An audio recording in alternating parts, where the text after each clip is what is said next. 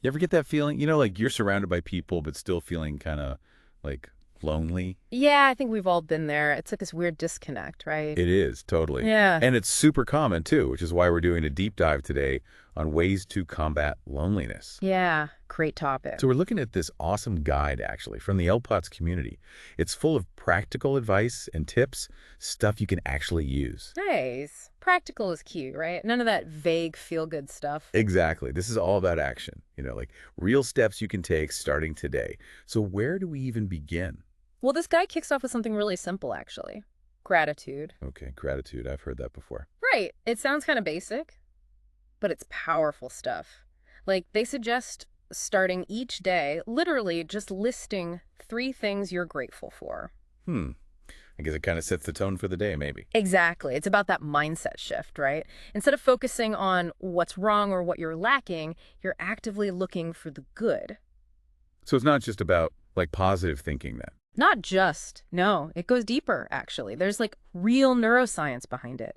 Gratitude actually rewires your brain, like literally impacts those neural pathways linked to loneliness. Oh, wow. So it actually helps you focus on, I guess, what you do have, not what you don't. Exactly. And the cool thing is, it's such an easy habit to build. The guide even suggests keeping a journal, like right by your bed. That way it's there first thing in the morning. So even if you wake up feeling blah, boom, there's your gratitude list. Mm. Okay, I'm starting to see how this could work. Right. And it's those small changes done consistently that add up to big shifts. Love it. Small steps, big impact. So what's next? What else does this guide recommend? Well, after gratitude, it jumps into the importance of reaching out to people. Not like some big elaborate thing, just a quick text, a call, checking in with someone. Keep in touch. Stay connected. Seems pretty straightforward. Right. Almost too simple. But that's the point. Connection is a two-way street, right? We all have to make the effort. And sometimes just that small gesture can make someone's day. And yours too, I bet. Like knowing you reached out and brightened someone's day. Gotta feel good. Exactly. Plus, it reinforces that sense of belonging, which is something we all crave deep down. Okay, I'm digging this. Yeah. They actually have a challenge in the guide, too, to contact one person every day. Oh, I like that. Yeah. A challenge, yeah. Holds you accountable. Yeah.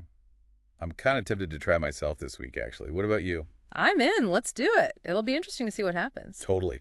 We can compare notes on the next deep dive. Okay, so we've got gratitude, reaching out. What else is in this anti-loneliness toolkit? Well, this is where it gets really cool. Finding your tribe. Ooh, I like that. Finding your people. Right, like that sense of belonging that comes from shared interests, hobbies, values. Hmm? It's powerful. Absolutely. And it doesn't have to be people who are exactly like you either. No, totally. It's about finding those who share your passions, who challenge you, who bring different perspectives. Totally agree. And the guide mentions all sorts of stuff like book clubs, fitness classes, online groups. So many possibilities. It's all about finding what clicks for you. And in today's digital world, it's easier than ever to connect with people, right? Whether Yeah. it's local or online. Yeah, there's literally an app or a website for everything these days. Haha, that's true. The guide even mentions using those resources like apps and community boards to explore different options. Totally. It's about being proactive and putting yourself out there. Taking that first step. Exactly. It can feel scary at first, but those connections, those shared experiences, they can seriously enrich your life. And combat loneliness in a big way, I bet. Absolutely. Okay, ready for the next tip. Active listening. Active listening. Okay. I think we all listen, right? We think we do, haha. But active listening is different. It's about being truly present.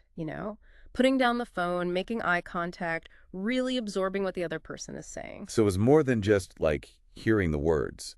It's about really engaging and making the other person feel heard. Exactly. And when someone feels truly heard, that's where real connection happens. And I bet it makes them feel valued, too. Absolutely. Yeah. Like they matter to you. And, the guide has this great tip. Put your phone away during conversations. No distractions. Oh, that's so true. We've all been guilty of that distracted listening at some point. Right. It's so easy to get sidetracked these days, but those small moments of connection, like really listening, making eye contact, asking follow-up questions, they make a huge difference. Okay, I'm making a mental note of that one. No more phone during conversations.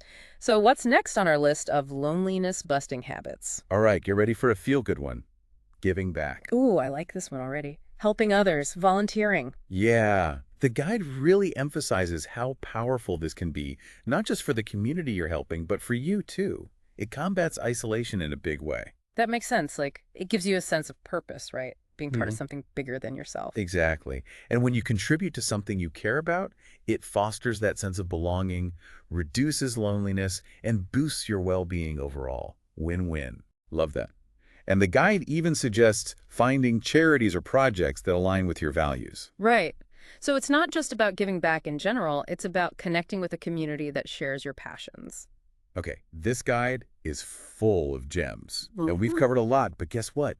There's even more. Like, the guide actually has 5 additional daily habits, all about combating loneliness. Yeah. It touches on some fascinating areas too, like being mindful of your screen time. Yeah, that's a big one these days. Right. Because excessive screen time can actually contribute to feeling lonely. Makes sense, like you're isolated in your own little digital world. Exactly. So they also encourage spending time in public spaces, even if you're not actually interacting with anyone. Like just being around other people, even passively. Yeah. Even just sitting at a coffee shop or taking a walk in the park can help reduce those feelings of isolation. Interesting. Just getting that little dose of social energy. Right. And another one they highlight is the importance of celebrating your achievements. Ooh, I like that one. Give yourself a pat on the back. Exactly. Because recognizing your wins, no matter how small, can boost your mood and self-esteem. And that can make you feel more confident in social situations, I bet. Absolutely. It's like this whole interconnected web, right? These little habits all feed into each other, creating a more fulfilling, connected life. I love that. So to wrap things up, what's the key takeaway for our amazing listeners? Well, I'd say it's this. Loneliness doesn't vanish overnight. It's a journey. But these habits, practiced consistently, can make a huge difference. Absolutely. Small steps, big impact. Right. And remember, seeking connection is a sign of strength. Totally. And you are not alone in this. So here's a final thought for you, dear listener. Pick one habit from this deep dive, just one, the one that really resonated with you, and try it for a week. Yeah. See what happens. It might surprise you. And let us know how it goes. Hit us up on social media. We'd love to hear your story. You got this. Absolutely. We're all in this together.